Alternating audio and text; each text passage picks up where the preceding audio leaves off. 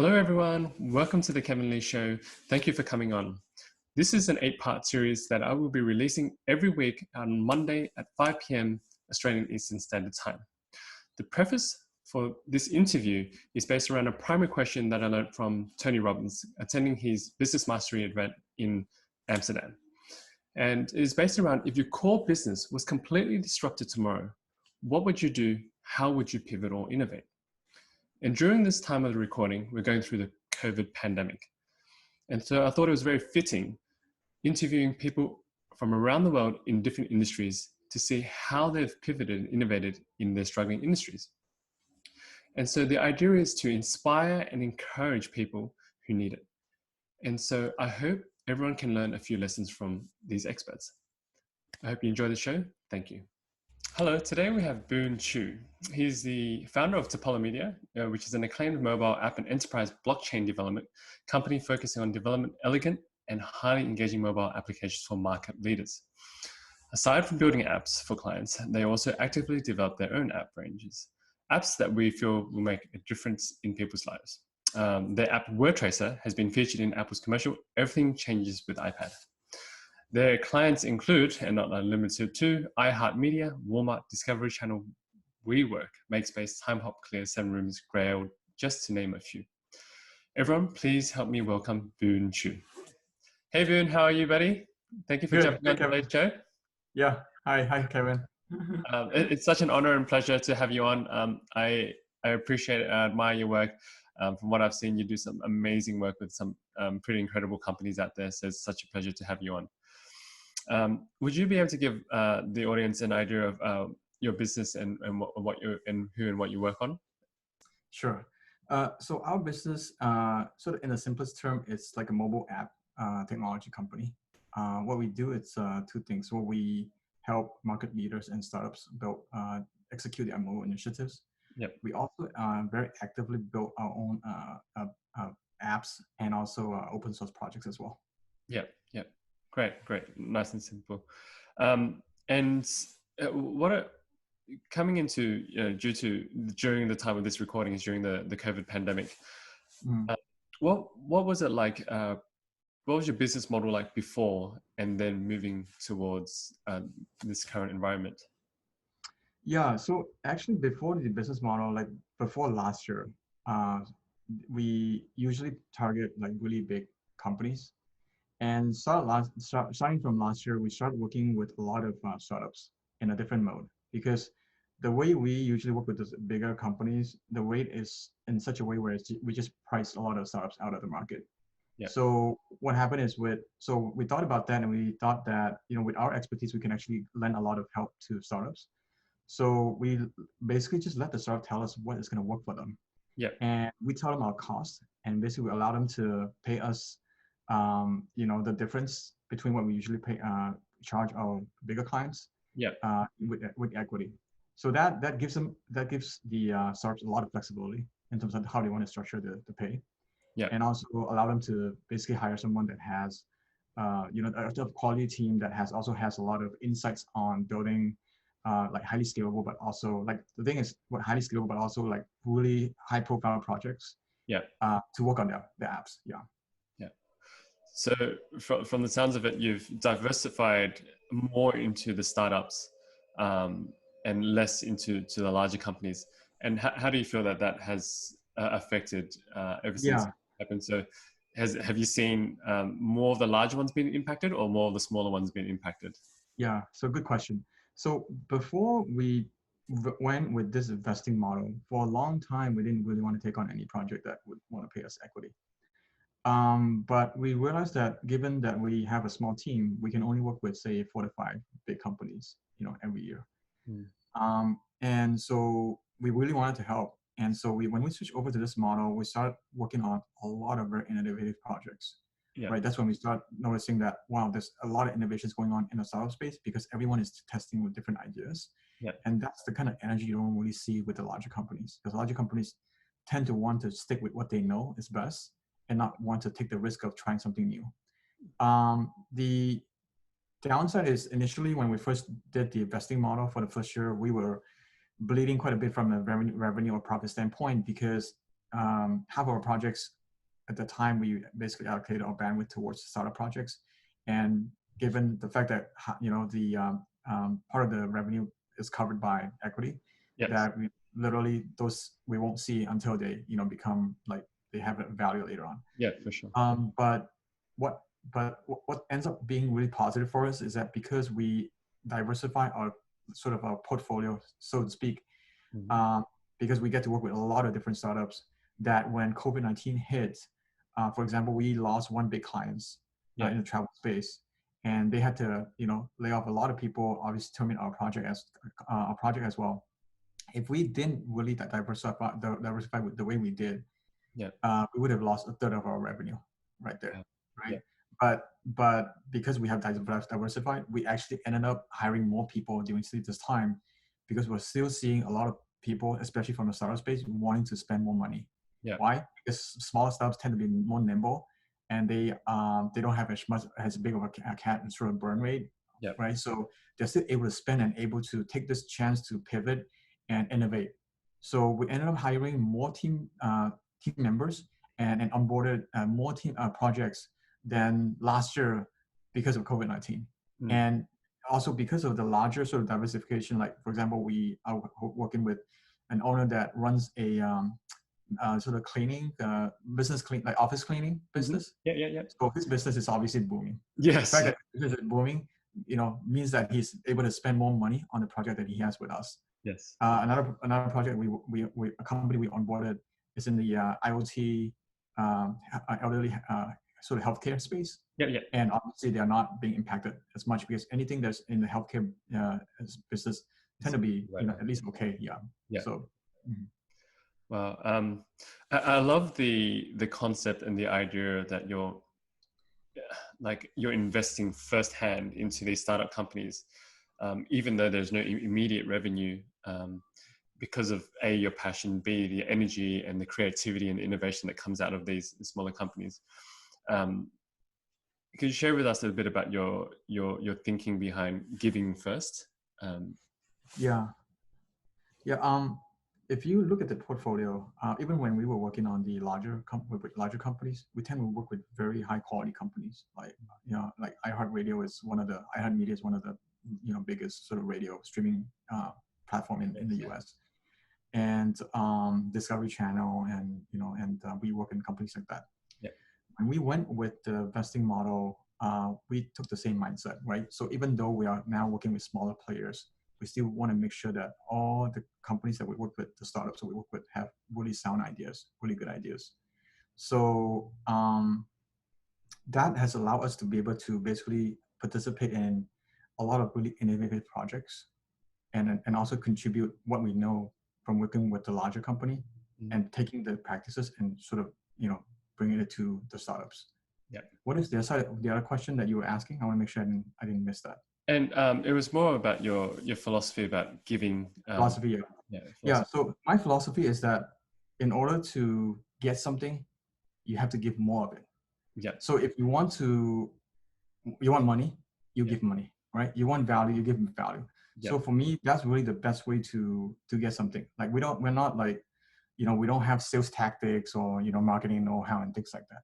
Mm-hmm. All we know is that we got to do something well, and we have to deliver value to the market, because it's very simple. If we know that, for example, a company comes to us and say they have a good idea if they have an idea, and why do we have to vet their ideas before we work on their project, rather than say, if you have money, we'll just take it on? Well, the thinking is that if we know that you have a good idea, that's sort of the first foundation, and then we're able to help you execute it properly. Then if you succeed, you're going to come back to us for more stuff. Mm-hmm. So to me, that's a good long-term strategy. Yeah. Rather than just to take on whatever comes our way because they pay the bill. It's not a good long-term strategy, because you can work on it for 3 months and then it doesn't go anywhere, and then they're not going to come back to you, and then you have to keep on looking for new things. So that strategy allows us to grow in a very sort of organic manner, because we are able to work with companies for a long period of time. Mm-hmm. Yeah, they keep coming back to us. And it feels really good as well, because you are adding value to them. Yeah. There's a lot of stuff they end up going with, we see a lot of horror stories with startup going with companies that just focus on the profit, like, the bottom line, and not really on the value delivery. So they end up they ended up sort of run into a lot of issues, and we saw that happening a lot in the industry, and we want to avoid that. Mm. And because with us, we don't have a huge marketing engine. We have to rely on word of mouth. Yeah. So I think that the tactic that we use, makes a lot of sense for us, because just through word of mouth is enough to keep us busy. Yeah, 100% of the time. Wow, I love that, because I think that's one of the strongest forms of marketing, right?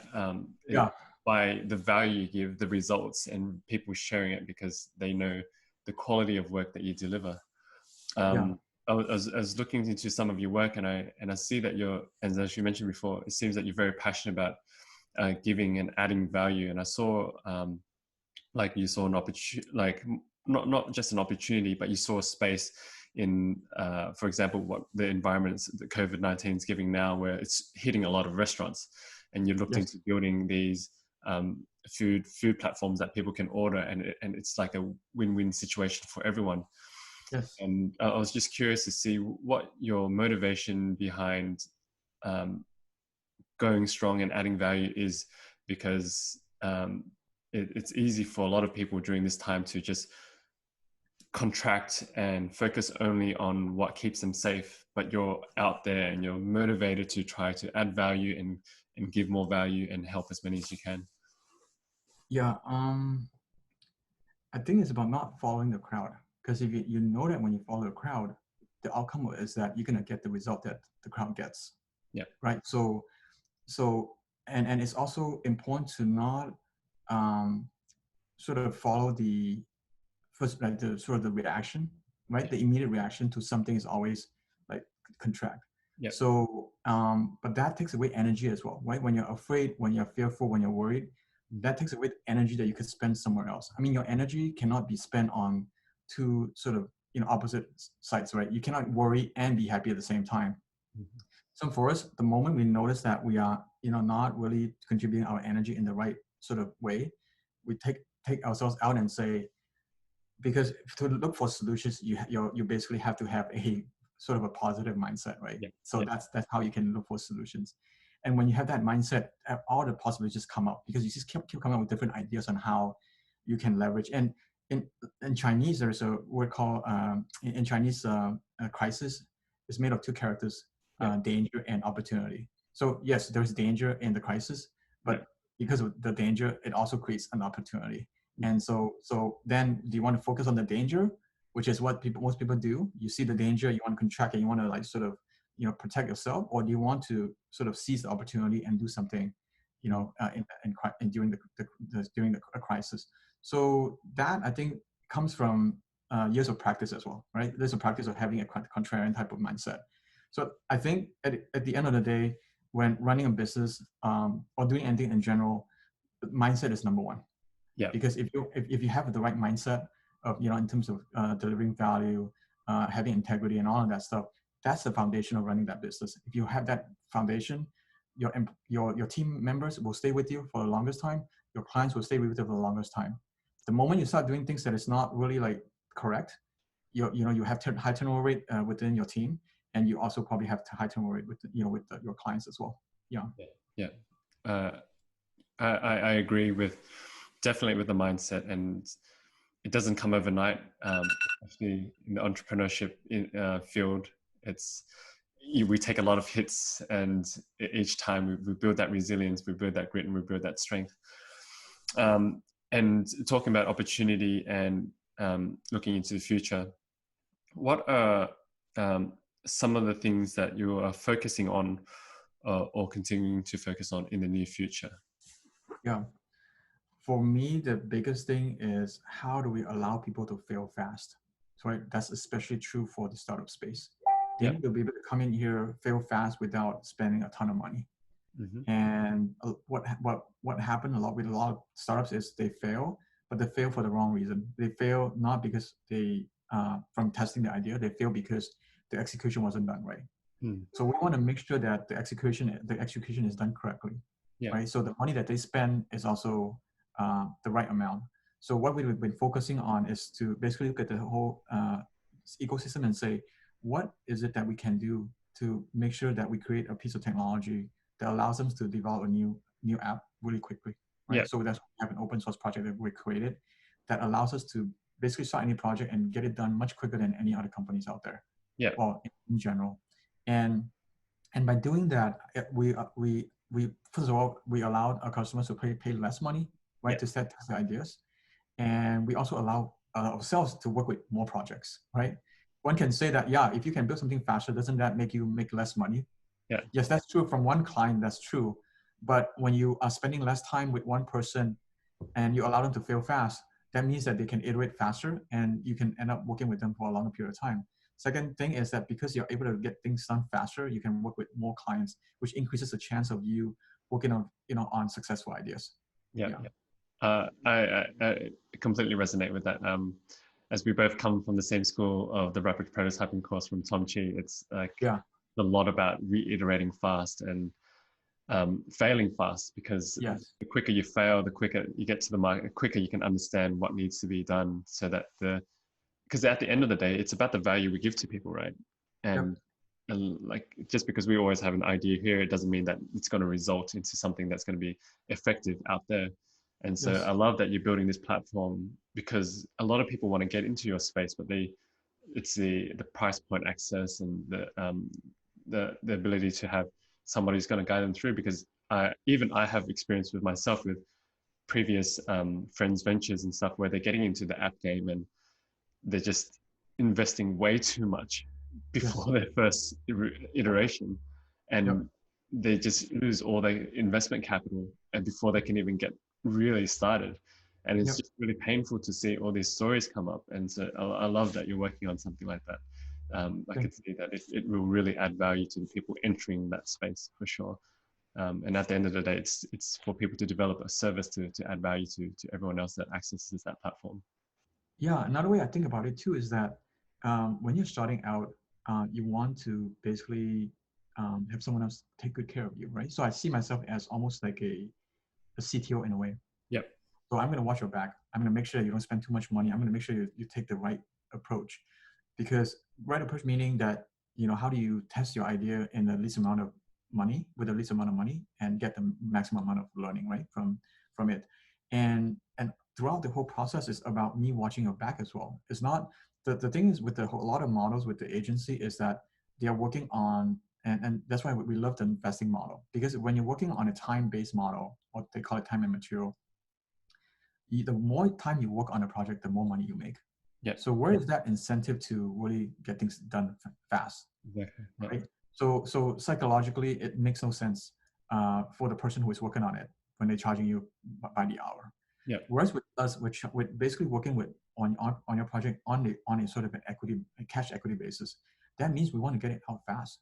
Because if we take our time, we are hurting ourselves. And Exactly. if we also don't give you the proper advice to execute properly, Mm-hmm. the equity is not going to have any value, Mm-hmm. right? So we have to increase the chance of the equity basically, turning into something, right? So all of that makes me feel that the investing model, especially with the startup, building, that's the right way to do it. If they don't, the company that you're hiring to do your thing, they don't believe in your project enough to want to do it with this model, Mm-hmm. you probably want to think of a different company to do it, because they probably just want your cash, right? Yeah. Yeah. They want, when you're only taking your cash, that means you are the person that is bearing all the risk Yeah. of losing a cat, and they bear no risk at all, Yeah. right? So yeah. Well, I love that model. You're going to save so many people so much heartache and money. I Yeah. love that the model is, it's not about, taking a client to spend as much time as you can over the period of project. It's about getting them over the line fast and profiting fast and Yeah. earning fast and adding value fast, so that everyone wins at the end, and it will build that rapport and that relationship. And as we go back to that word of mouth as well, because it's like, Tappollo Media like helped me build this fast, and we were up and running, and we were serving, and we were making it work. We iterated quick, and it is what it is today because of you guys. And then now, like, if there's anything else we want to start or recommend, for sure that there's no way Yeah. that we go Yeah, past. I absolutely love that, right? Like every project we take on, we literally treat it as if it is our own project, Yeah. because we have equity in it, right? So it almost feels like we are an incubator in a way. Yeah. And so it's almost like we're growing our own child as well, right? Because we have a stake in it. So Yeah. that level of energy that you put into it is just not the same. Mhm. because we give the founders so many ideas, so many different ways to try different things that would have saved them social. Like even sometimes just taking one idea that we know or one strategy that we know that maybe a like a multi-million dollar company is using, Yeah. can that one idea can change the whole approach and how they do certain things. Yeah. And so for me, it's not always looking at short-term profit, but looking at the long-term, right? Basically delivering, doing the right thing so that everything comes out, okay in the long term. If Yeah. nothing else, even if this model is not working, at least you feel good doing it. But we Yeah. know this model works. You just have to carefully execute it, Mhm. and things are going to work out good for the clients and for us as well. Yeah. Yeah. That reminds me of what you said about because obviously you have a lot of experience and you worked with many size companies from some of the largest companies out there to like some small startups as well. And Mm. it reminds me of something that one of my favorite marketing teachers taught me. It was from a gentleman called Jay Abraham, and he himself had been involved in so many different industries. And when you're in one, like for example, if you're in hospitality or you're in thing, you think one way, and Yes. you're very concrete in that specific to do things, how to do things, Mm. um, and then you perceive that's how the industry works. Whereas when you come along, you're like, well, I know that's how you're thinking, but there's this one like simple strategy in another industry that they always consider could Yes. not just multiply but compound your results in your one Yes. if you would be open to giving it a go. And I think that's Yeah, good. I totally agree with you because it's interesting you mentioned that because a couple years ago we were trying to see what else we can do to innovate, in our space, and a lot of people were giving us advice on positioning. They always said the niche is the rich or something like that, right? Focus on the niche, Yeah. position yourself as being the expert in one particular field so you can charge more money for it. Yeah. But what we found is that there's actually a flaw in that thinking, because by actually not niching ourselves down to an industry, we're able to know so many different industries and we're able to connect the dots, Yeah. right? So we're able to do things that a lot of people, because we can connect different ideas. And that's where creative, because especially with startup projects, you need that in order to create that, just brainstorm ideas and combine all different ideas from different space. That brings more value, that brings more innovation into things. But Yeah. it's hard to do innovation through just from a technical standpoint. You have to do it from a product standpoint. Yeah. But by working with so many different startups, with the vesting model, we're able to combine different things. So sometimes even connect different startups together to work together to bring sort of more value with the idea. Yeah. Yeah. Another question regarding some of the exciting projects, and I understand if you can't reveal or you can't share what it is, but Mm. is there any exciting startups that you see that are upcoming that you might be working on or that you know of that is that fuels you at the moment? You feel like we should look out for, or any in that space? Yeah. We're working with a COVID-19 project that is really exciting. Yeah. It's that so there have been a lot of contact tracing type initiatives going on out there.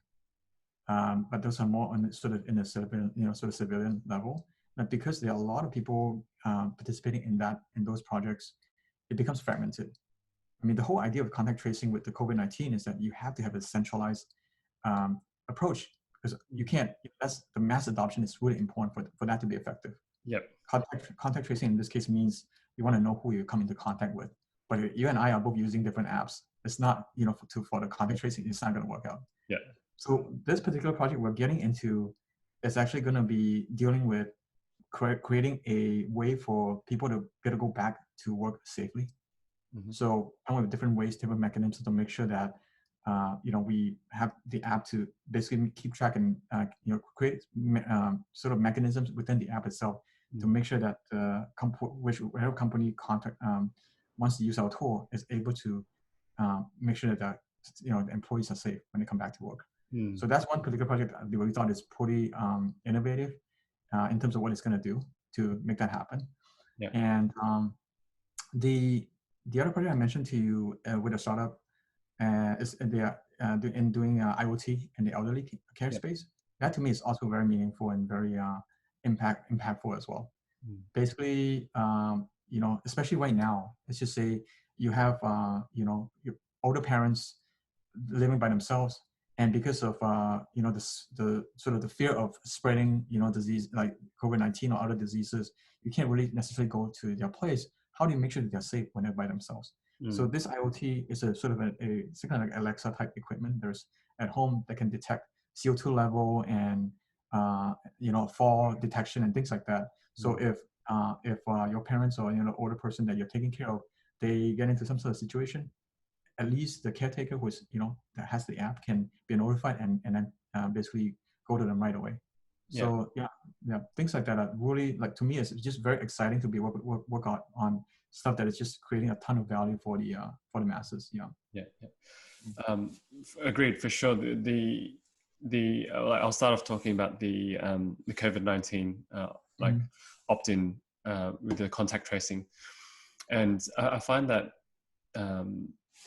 for example in Korea or in Singapore and in parts of Asia, they're able to somehow implement it a lot more effectively, and able to get everyone on board very quickly. But and I'm not sure what it's like in the US, but in Australia, the government's released a contact tracing app as well. But it seems that the community here aren't as adoptive, and they don't, I don't know what they fear, but maybe it's a privacy thing or whatnot. But they don't want to. Not everybody wants to download, and yes. And it kind of defeats the purpose if not everyone kind of gets on board, because then you can't trace. Yeah. So it'd be interesting to see, and it's interesting to hear that over there you've got multiple platforms trying to trace, not just the one. Whereas I think in Asia, most of Asia, I think it's just the one. And in Australia, it's just the one as well. But it's fascinating to hear over there you've got more than one. Yes, exactly. And I also mentioned to you a couple other ideas that we love. One app is already launched. Is the first dating app that we created for the autism community, for the founder. Awesome. Yeah, which is like great, right? The founder came to us. Incredible. His cousin had autism and was in the autistic spectrum, and right away was like, we're gonna help you. We're gonna fund half of that. You're gonna fund half of that, get that off the ground, and it was so meaningful. And then we loved the idea, and after the app was done, we got it done in the first sort of initial. We got it done in 9 weeks. Wow. For both platforms and the back end. Yeah. And we estimated that it would have taken a regular company probably at least 3 times the amount of time, because we have that framework that allows us to work very quickly. Absolutely. And the founder was able to go out, pitch it in the set up pitch contest, and won first prize for that. So that was a really meaningful project. We love that project. Incredible. Yeah. That's the first I've heard, and I was like, wow, why hasn't anyone thought of that? Exactly, right? I mean, it's like, you can sit and think about all different ideas. At the end of the day, you have to unleash that creativity and make sure the barrier to entry to, get the app out is low enough for people to, be able to test out the ideas. And now the founder is trying to get funding and go full force, quit his job, and basically build his team around that, which is great. And then there's actually another project. I don't know how to go into details on this one, but the interesting with this is that there's this founder came to us, and she came up with this way to basically allow you to come up with like a very accurate compatibility score between 2 people based on just their birthday, right? It's not just like straight astrology type of thing. She came up with a whole system, and now we're trying to help her test that by because her system is like, I've never seen a system like that before, but we're trying to test it by basically allowing, because she has tested it with hundreds of people, and she said it's always been accurate, right? Whether the 2 people are like very, very compatible.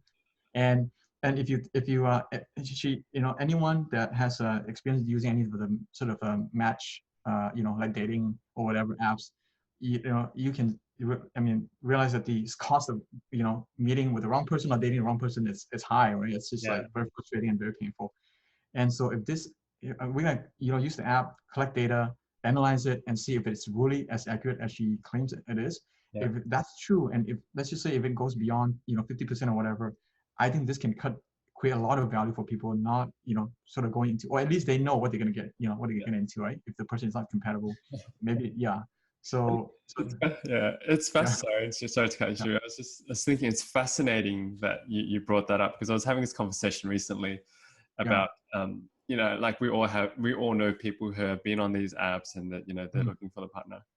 Yeah. And often you kind of get these, it's like, oh, you know, she's from there too, or he's also from that area. It's like, what are the chances and all of that. And they hit it off with conversations and phone calls. And then, but the thing is when they meet, it's a different story. And then it's like Yeah. the chemistry and stuff. And then we're thinking, it's like, oh, man, if anyone could crack the chemistry code, like, Yeah. that's a billion dollar idea right there. And then I'm here telling you you. are coming up with this. It's like, Yeah. it might Yeah. work out. You don't know, right? Yeah. So we actually, so I didn't just, believe it. I tested it with her, just giving her different birthdays, Yeah, the people that I know. yeah. I don't know. There's something about it. So Oh, that's why we it's want to got test it out. legs. Yeah, we want to test it out and see because it could become something. But obviously, I want to also approach it from a very scientific standpoint. Meaning, once we collect enough data, we're gonna use data science and machine learning Yeah. to try to put to essentially try to prove out that this is actually accurate. But Wow. the last idea, I don't know if I talked to you before, is actually something that we came up with internally to try to solve the COVID-19 issue with Mm. these restaurants. So so what happened was that as we all know, that restaurants got hit really bad, Yeah. and we noticed that it was painful to actually see a lot of people got hurt, and obviously a lot of people, not just restaurants, got hurt, but we're like, okay, let's just focus on helping one segment one segment at a time. So what we thought about was that we can create something that within a building, create something that would basically encourage people to get into a group buy, like a bulk order of food from restaurants. Mm. And then once it reaches a certain minimum order, then we would submit the order to the restaurant. And instead of like regular sort of food ordering apps where they show every single restaurant and every single food items, we're just focusing on the top rated ones and then showing one or two items that are really good, that are really popular for that Mm. restaurant. So with this sort of model, if someone else is, say they live in the same residential or condo buildings, whatever, and then if they meet that minimum order, they can get a discounted price that we Yeah. negotiate with the restaurant. We don't charge them any commission, anything like that, at least for right now. And because of that, we're able to pass a lot of savings for the food, the cost of the food down to the consumers. Yeah. So we're hoping that with this model, this app, we're able to encourage people to order more food Yeah. because it's very expensive when you order food and you have to pay a delivery fee and all that. But Mm. getting into a bulk thing, you can share the costs and the delivery costs and all that. So Yeah. hoping that with this model, we can help the restaurants, the drivers, the tenants, the buildings, and so pretty much everyone in this whole little ecosystem here. Yeah. Well, a fascinating model because I'm one of my businesses is also part of the hospitality industry, and you know, obviously everyone's trying to jump on these delivery platforms and stuff, but it makes sense on the owner hospitality side as well, because if we were to able to get orders in bulk, it's actually a lot more easier for us to prepare, and we would make more from it. Obviously, we would cut time on it. It would be more efficient for us to package and prepare. And the savings can be passed, like then with those savings we can cut it so we can give that discount and pass those discounts over to the consumer as well. So it makes a lot of sense what you're doing. Exactly. That's what we're hoping to do. We're testing that out right now. We just got finished developing the app, and also just we talked to a few really passionate folks in the logistics space. We're partnering up to try to test out this idea. Yeah. And there's a ton of innovation that can go into a food ordering thing that is outside of the regular sort of food ordering app. Like we can, for example, we can have people pay like whatever you order, you can sort of, let's just say you order something that costs you $19, and we can say we want to round it up and then maybe donate that $1 to pay for food for the first responders, for example. Oh, wow, we can bring in like just even a pay forward type of feature into something that allows donation and that sort of stuff to happen within the and then we thought of so many different ideas that can be done with the platform. For example, showing the face behind the people who prepare the food or deliver the food to you. Bring out the faces, bring out the stories behind them. That would create that sort of emotion and sort of a connection, right? You're not just buying food, you're actually doing a lot of things to help people who are creating like making those food as well. Absolutely. Like it becomes a lot more experiential rather than transactional. It becomes something like, so you can develop this sense of interdependence, right, between like everyone else. And we don't have that before that. It was all just consumerism. It's more like just, I consume this, you produce this, that's it. There's just no connection between who's making my food, and who's delivering my food and all of that. Wow. Boon, I've learned so much from you, and like this whole conversation is blowing my mind, and I'm just buzzing with ideas, and I love this energy that you have. Um, and as while we begin to wrap up, is there any last words, inspiration, any last words or any thoughts that you'd like to share to inspire or encourage action to Yeah. businesses or industries that have been disrupted at the moment? Yeah, I would say the number one thing that we notice that makes most people successful is really take action, right? A lot of people, they spend way too much time thinking about it and not enough time taking action. I would say be action biased, take actions. Hmm. And there's so many different ideas and innovations that can be done on every single thing, be business model, the way you execute it, and get the right team. And if the team, you're not sure if it's the right, get another team to audit the work that that team has done. That increases the, the sort of the quality and, the assurance and all that stuff. So make sure to basically focus on the fundamentals. Don't go by just price alone when, hiring someone to execute anything, but really look at the fundamentals. Is the team honest? Is the team able to give you more ideas and things like that? And then just go and do it and just keep on trying, keep on, trying new things. I think the action part is if, if, um, if the startup is able to really infuse that action type of culture into what they do, Hmm. there's a high chance they can be successful as long as they're careful with their sort of the cash burn rate, and that's what I have. Yeah. Cool. Thank you for the wise words.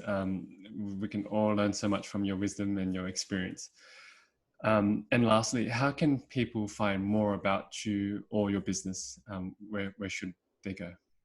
Yeah, so they can go to tappollo.com, tappollo.com. The website, it's we didn't list a lot of the projects that we've worked on in the past couple of years. So, but if they reach out to me at Boon at tappollo.com, I can send them a company deck, and they can look at some of the projects we worked on, and then we can decide if we can help them on that. Yeah. Again, thank you so much, Boon, for this conversation. It was invigorating. It sparked so many ideas within me, and I hope it was for the listeners and viewers as well. If we can help in any way, that would be amazing with them. Again, I appreciate your time. It's such an honor to have you on, and I hope we can connect again soon sometime.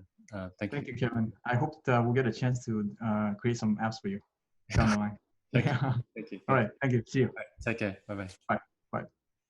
Thanks for tuning in, everyone. I hope you enjoyed the show. All the links to the show notes will be available at kevinleesocial.com, spelled Kevinly. Conversely, if you have any interviews that you'd love to recommend, please send it over to kevinleesocial@gmail.com. I'd love to connect. Thank you. Until the next episode.